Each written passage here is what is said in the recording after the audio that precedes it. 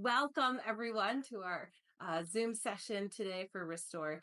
We're going after some topics that I think are on God's heart for reformation or reformation in healthcare. And today I'm still on mindsets. And I feel like the Lord wants to talk to us about the mindset shift from false responsibility to faith, to a mindset of faith. And that isn't necessarily, I think, what you would put as the antidote to false responsibility. So I want to kind of lead you along a little journey to get there. And I don't know if I'm the only one, but I suspect this is not the case. In healthcare, I think we are particularly susceptible to this mindset of false responsibility. I happen to think it's a very strong spiritual gifting of mine, but really it's a not kingdom mindset. Anybody else have this? Do you relate to me? When we carry so much compassion and empathy, and when what we do is often in response to like really significant need, I think that we're very vulnerable to this mindset, and it can almost seem right. It's just that it's a little bit off, and it becomes very off the further you go in it. I want to start by reading to you from Romans 12. This is kind of where we'll camp, and I'll come back to it at the end. So Romans 12, 1 through 8. Therefore, I urge you, brothers and sisters, by the mercies of God, to present your bodies as living and holy sacrifice, acceptable to God, which is your spiritual act of worship. And do not be conformed to this world, but be transformed by the renewing of your mind, so that you may prove what the will of God is, that which is good and acceptable and perfect.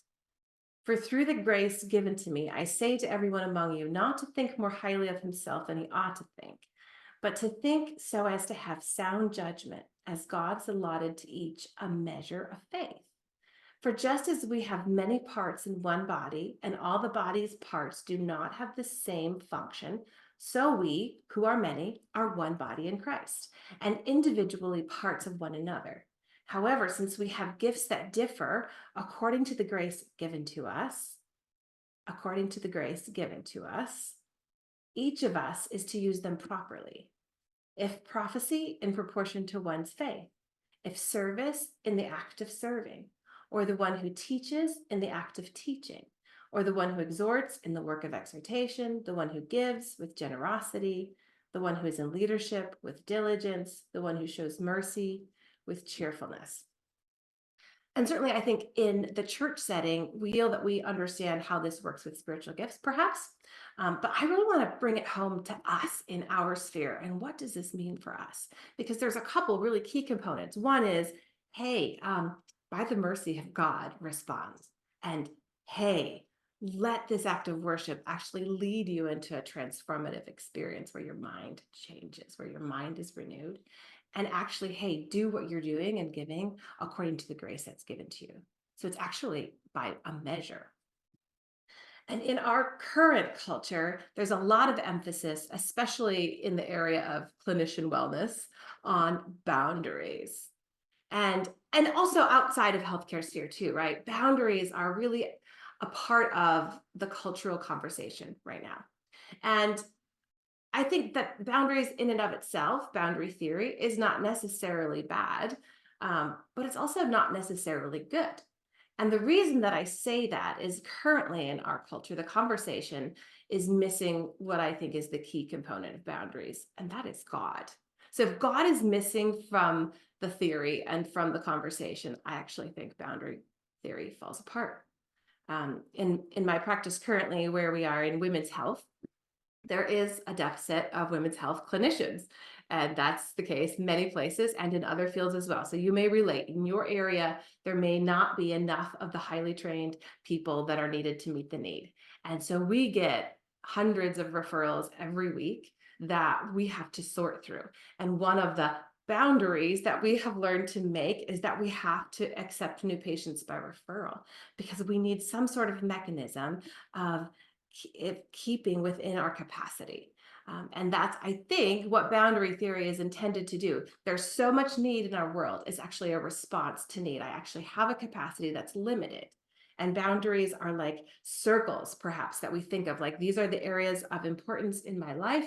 This is the capacity that I have. And because it's limited, I actually have to protect my assets. The problem with boundaries is that rather than there being a flow of who you are coming out of you, you actually build walls and defenses and boundaries that are separations from you and others. And boundaries where these are my boundaries, and you say, these are my boundaries, actually can begin to separate us from each other and from need. And yet we intuitively know there has to be a boundary because I am actually limited. That is actually a reality in this realm for a period, right? So it seems like it's the necessary response of interacting with a world of need. The problem in our culture is that God is not in that conversation. So this is mine, this is yours, but there's no, and that is God's. And that, if that doesn't happen, then we just get ourselves into a bit of a cycle and a circle of like, this is my boundary, this is your boundary, but this is your responsibility. No, but this is your responsibility. We actually create this sense of frustration. Anyone have that sense sometimes? Like, I know this is not mine to carry. I've made this boundary, but no one else is carrying it. And the person who's supposed to carry it, I think, is not. Then what? Then what do I do? Whose is it then? Is it back to me? And some of us live in that and accept that. Well, I guess it's mine then, because no one else is going to carry it. And in healthcare, I see a lot of healthcare workers do this. I will have to do it. I will have to stay and take on another half shift because the person who should carry this isn't. And that's so frustrating. And that's where that cycle of burnout begins to happen.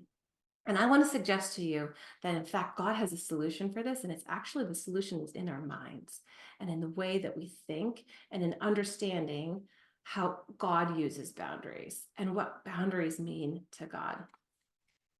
I think certainly I have been taught about boundaries in a circle mindset. So like the inner circle is you and God. That's what that's what's most important. That's what's you're responsible for. And that's the priority. And then outside of that is your immediate family, right? Like, so this is the circle of boundary and responsibility. And you protect those assets because you are responsible for them. And then you let your life flow into those circles. So the illustration is almost like, I would say, like a fountain. So I'm the source and all of my assets are here in the center, and I'm with God. I guess I'm with God. And then I let my assets come out of my fountain into my circles, and they trickle down into the pools below me. And by the time they get to the outer reaches of my influence, I don't know, is there much water? And so, but if you're closer to my fountain in my circles of importance and boundaries, then you're going to get more of the life flowing out of me. So that better be the people that I care about and love the most. Okay, so this is kind of how we're taught to set up our boundaries. And this is important because you actually, the people who are closest to you do experience the life coming out of you. But I don't know if you noticed, the further away you get, there's less and less water. In fact, it's not actually trickling or flowing, it's just stagnant. And actually, the life coming out of you, further from you in that model, may actually be kind of nasty. It's not the picture I see in the life of Christ. So I could do a whole nother session teaching on the boundaries of Jesus because he was a very boundaried person. But the bottom line is he lived differently. So he had a different way of thinking about boundaries, the purpose of boundaries, and how they function. Because his inner circle encountered massive life from him. His outer circle encountered massive life from him. And everybody in between, any little encounter with him was massive life. And that's actually the kind of life we're called to live. And it's different than the fountain illustration. I was asking from the Lord a different illustration, and he brought to mind a different one, which is, I think, an analogy that the Bible uses a lot about the presence of God being like a river. I want to read from John 5:19. Jesus gave him this answer: "Very truly, I tell you, the Son can do nothing by himself. He can do only what he sees his Father doing, because whatever the Father does, the Son also does. For the Father loves the Son and shows him all he does. Yes, and he will show him even greater works than these, so that you will be amazed. For just as the Father raises the dead and gives them life, even so the Son gives life to whom he is pleased to give it. So he says the Son the Son can do nothing by himself. He can only do what he sees his Father doing. So in this river analogy, the presence of God is like life that flows. And in fact, in a river, the boundaries of the river are the banks. Okay, so this is actually the kingdom mindset of boundaries. It's more like river banks. And river banks aren't intended to keep things in or out per se. They function. They have a function, though, to provide direction and to keep the water flowing. The riverbanks don't keep out the trees, like that's not the point. The boundaries of the river don't keep the trees out or keep the animals out. They actually don't even really keep the water in. They do, but sometimes the water will overflow. They provide a direction and define a region of influence of that water. And everywhere that river goes, it's bringing life at the same intensity all along, because there are boundaries. There is an edge to it. And it's actually a flow into this channel that actually creates life. It's the movement of water. When water is stagnant, life is less. And when that river flows, it's taking life, it's creating a whole habitat around it. And I think the kingdom mindset about boundaries is that boundaries define your authority. Jesus said, I can only do what I see the Father doing. And I had always kind of thought that this meant I'm just listening. I'm just, okay, oh, God told me to do this. Okay. And then he's giving me like step-by-step instructions. And if you actually understand this in the cultural context of the people that Jesus was speaking to, he's talking about himself being in a relationship with a father.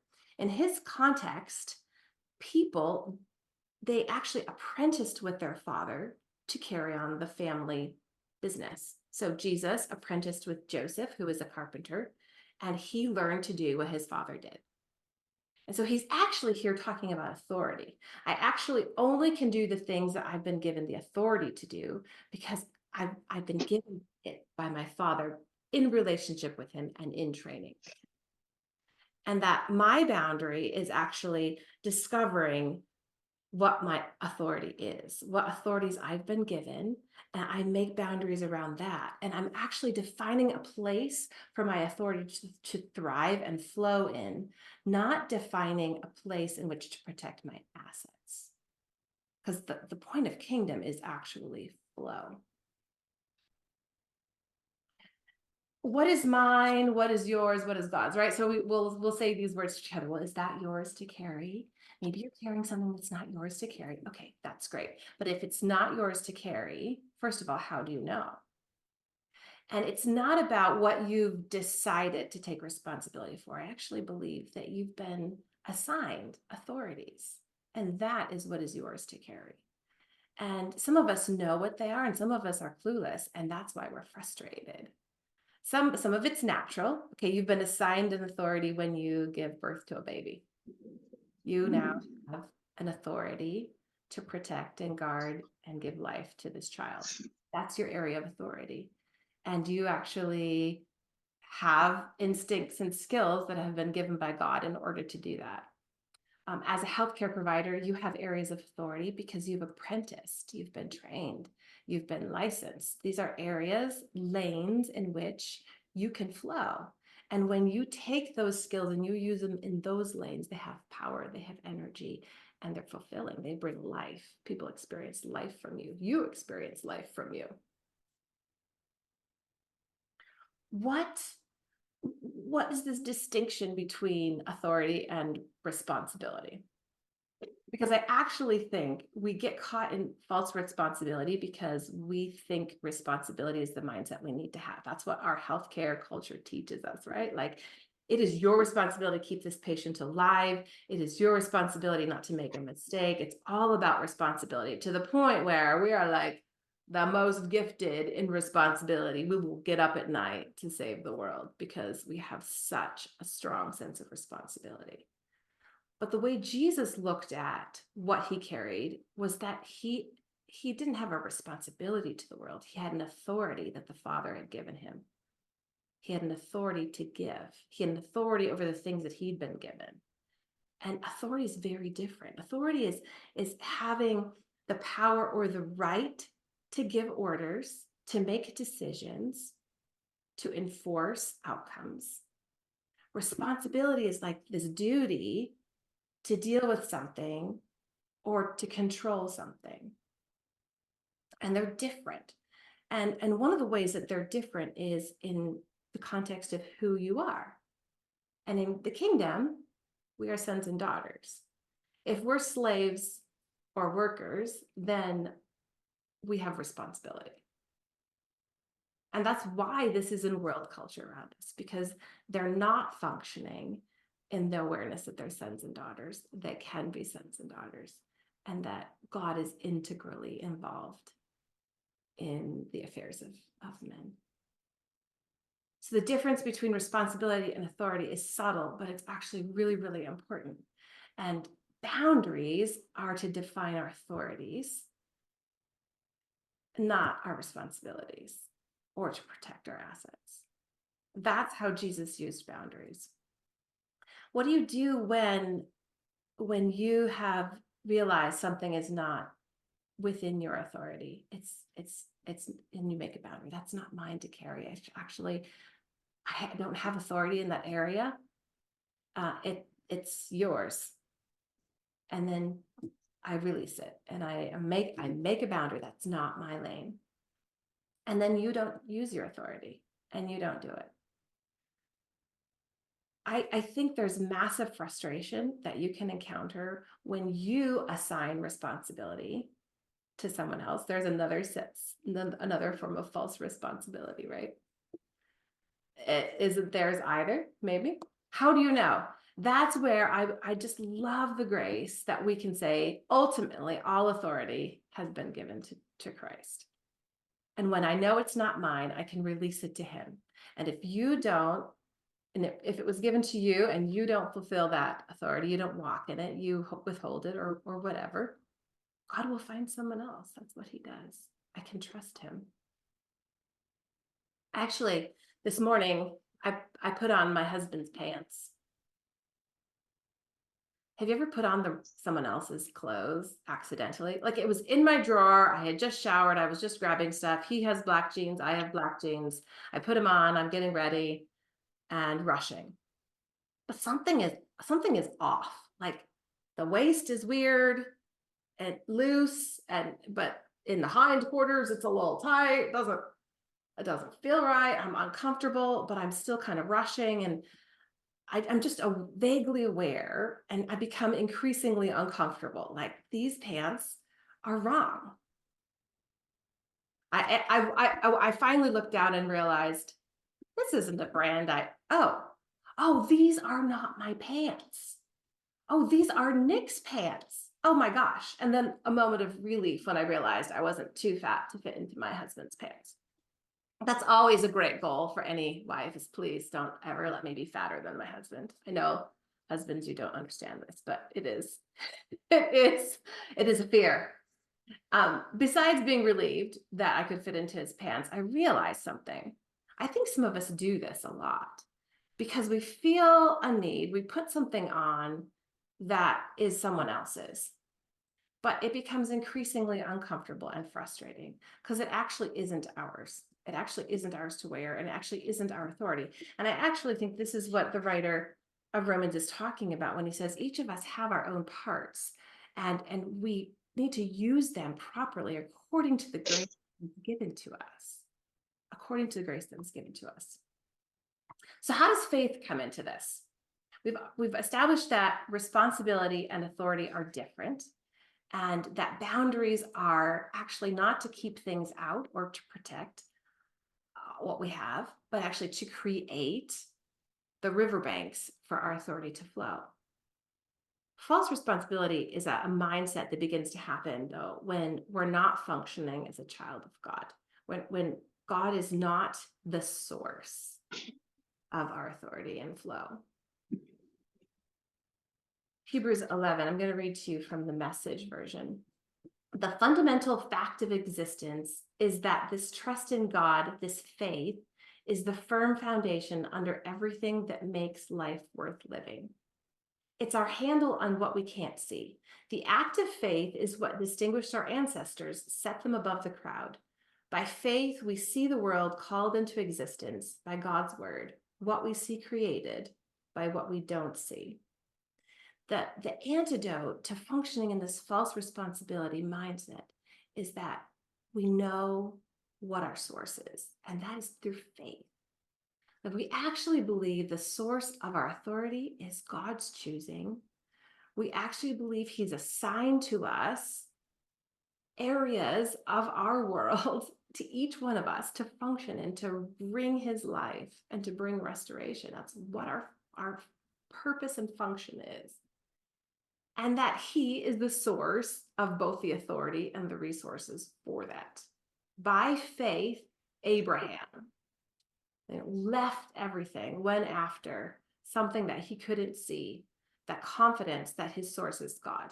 And he went after that all the way to the end of his life and didn't see all of it fully come into the visible realm.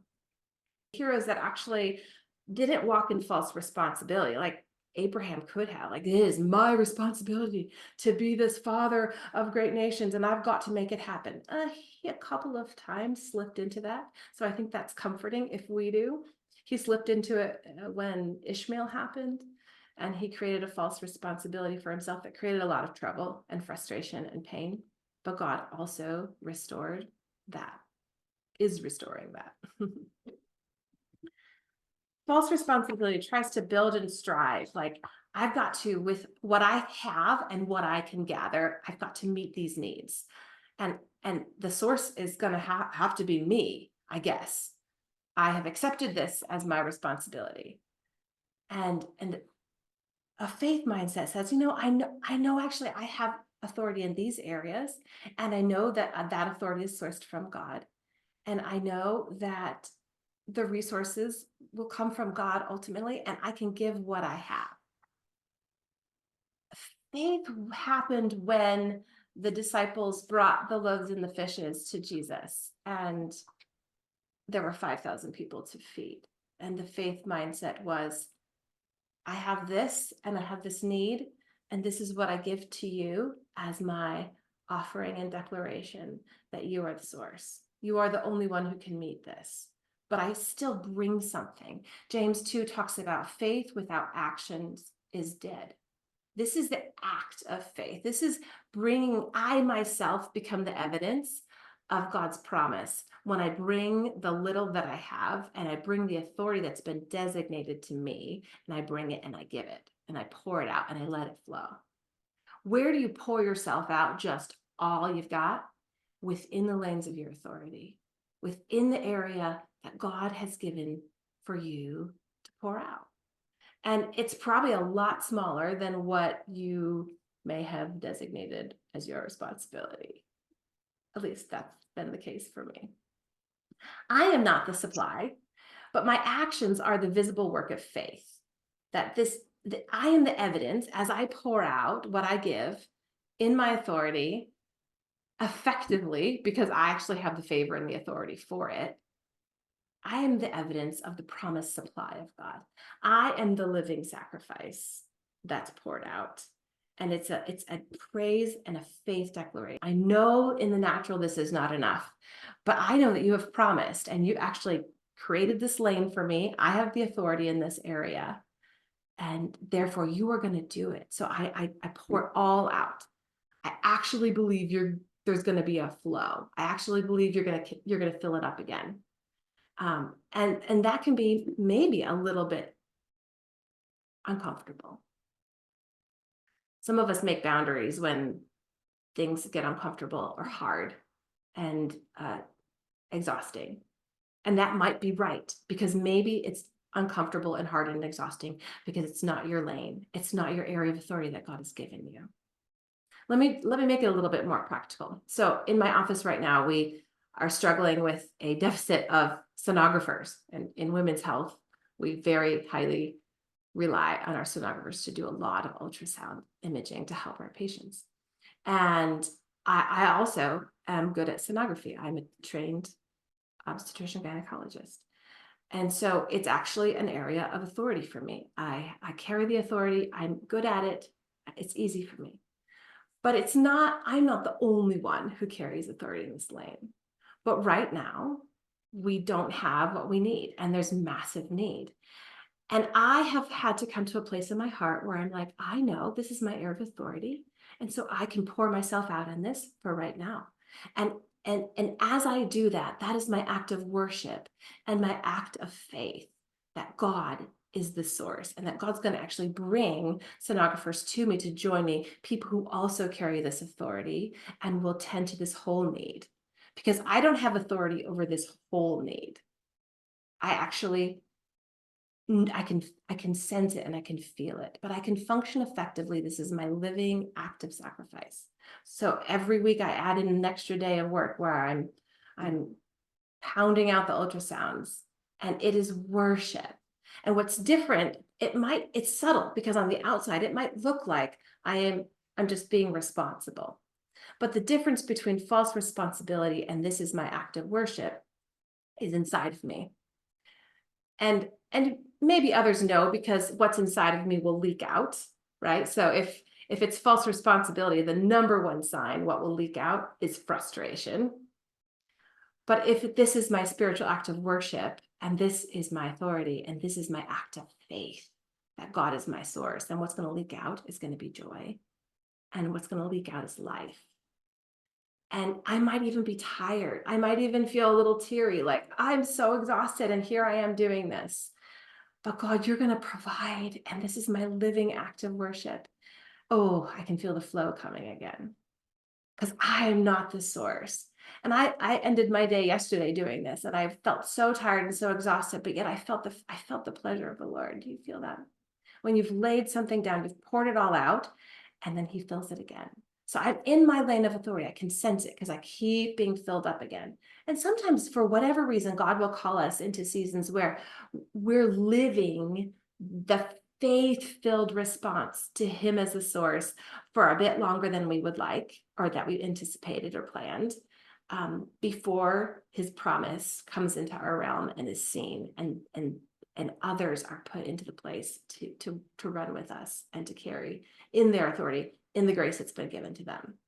So there's a distinction. So just because I have an authority and this is my lane and I'm not the only authority, sometimes God will invite us into this beautiful faith mindset that looks like responsibility. It looks like something, but it's very different than the false responsibility that says, I have to meet this need myself, and I'm going to have to strive to do this. Sometimes a faith-filled mindset actually looks like me declining to do something that I've been asked to do. Can you help us with such and such? And I try to take a minute to search my heart. Is that the authority God has given me? Is that an area that I have favor in, that he has called me to give to? It could be a really, really good cause. It could be a really, really big need.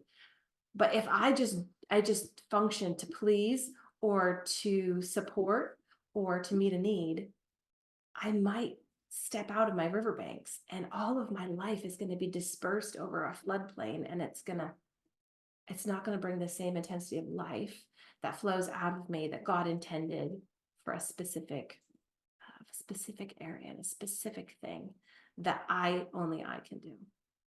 I want you to take a minute and just ask yourself, are there areas where I can find false responsibility? Like, just follow your nose. Where is all the frustration? Or are there areas where I have actually assigned falsely responsibility to others or to other entities, and that false assignment of responsibility, rather than giving it to God, has created frustration for me because that's not being met. My expectation of that responsibility is not being met. We will like bloom and thrive when we are in our zone of authority. I think about actually me and my husband have gone through some of this a couple of times. So we have very different giftings and authorities. And when we are in it, when we are functioning in that favor, oh, it's amazing. We're like, it's supernatural power. But when we're not, and we're not functioning our authority, oh my goodness, the frustration. My husband has helped me twice in the formation of our business and practice as a manager. And in both instances, it worked fantastic for a period of time. It was just, wow, it was life to both of us. And we really, really accomplished some great things. And then there came a season, then there came a moment when that shifted. And what changed was the authority that he could operate in. The first time, he functioned as an innovator to help me start the practice. And that's one of his giftings and authorities. He's just amazing at innovation. And as long as what he was doing was innovation and building, he was on fire. And the authority that came out of him and the efficiency and the productivity, all of it was just amazing. But as soon as we moved more into a maintenance mode, God hasn't given him authority in that area. It just isn't his. And it was so frustrating. And I was frustrating his filing system and his organization. Oh, I could just have all these complaints. But it really came down to false responsibility assigned to him. His authority and responsibility, which stemmed from his authority, like bloomed and blossomed under innovation. The second time he was the manager was in the context of a big betrayal. And we had a manager who embezzled, and it was devastating. And he swooped in to step into that role and help me. And he again thrived and blossomed and was amazing. And the life and the efficiency that flowed out of him was just incredible. And he blessed everyone. And then after a season of time, it was frustrating again. Why was that? During that season, he functioned in authority. He has a gifting and authority to rescue. He does this all the time with people all around him. He'll come into a situation, see something. This is his gifting. This is his passion. This is what makes him come alive. And as long as he is in that, his river is flowing. The riverbanks of his authority are set. His influence, it's all working. It's beautiful. And as soon as that season, sometimes it's a season, that area no longer needs your authority. You need to find where God is setting your authority. I have learned this also with my staff. This is one of the hardest lessons I've ever had to learn, which is I am actually not the assigner of authority. God is. And even though I might be the boss, let's say, I'm the team leader, I can say, I give you this title. But whether or not they can function in that title actually has far more to do with the authority God has given them, has created them with, and has trained them in. And just because I give them the title, they won't always thrive unless the authority has been given by God. So the most helpful thing I've actually learned is to step back and watch and to see the telltale signs of the authorities and giftings God has given to various staff members and actually just recognize it. My job is to be a recognizer as a leader, a recognizer of authority, to then actually affirm it and give it its space. And when I've been able to do that, when I've been able to place people in positions based on what God has already given them and what it begins to become obvious they're flowing in, oh my goodness, the frustration and the inefficiencies and the need, all of it dissipates. And we start to see a thriving, gifted person functioning as who God made them to be. And nobody else can do it like them. I challenge you in those two areas. Where in your mindsets have you stepped away from a faith mindset that says, God is my authority maker, he sets my boundaries, and I need to learn to recognize them and establish them in my life so that I can push aside the false responsibilities. I will thrive in these areas and then pour it out. Pour it out. That is not within your area of authority. That is not where you create boundaries and walls with other people. Pour it out because he is your source. And where have I maybe assigned this mindset to others and other entities. Perhaps it's not just people, perhaps it's systems or corporations or whatever in my sphere, families. And where can I release them from that false responsibility and begin to recognize how to affirm others' authorities? Like, release that. If it's not their responsibility, give it to God. You don't have to even know whose it is. Give it to God, because ultimately all authority belongs to him, and trust him. That is the faith mindset. I'm going to read again Romans 12, just to kind of wrap this part up. Therefore, I urge you, brothers and sisters, by the mercies of God, to present your bodies as a living and holy sacrifice, acceptable to God, which is your spiritual act of worship. And do not be conformed to this world, but be transformed by the renewing of your mind, so that you may prove what the will of God is, that which is good and acceptable and perfect. For through the grace given to me, I say to everyone among you, not to think more highly of himself than he ought to think. Know what your authorities are. It's not all authority is given to you. That's to Christ. But to think so as to have sound judgment, as God has allotted to each a measure of faith. So we who are many, for just as we have many parts in one body, and all the body's parts do not have the same function, so we who are many are one body in Christ, and individually parts of one another. However, since we have gifts that differ according to the grace given to us, each of us is to use them properly.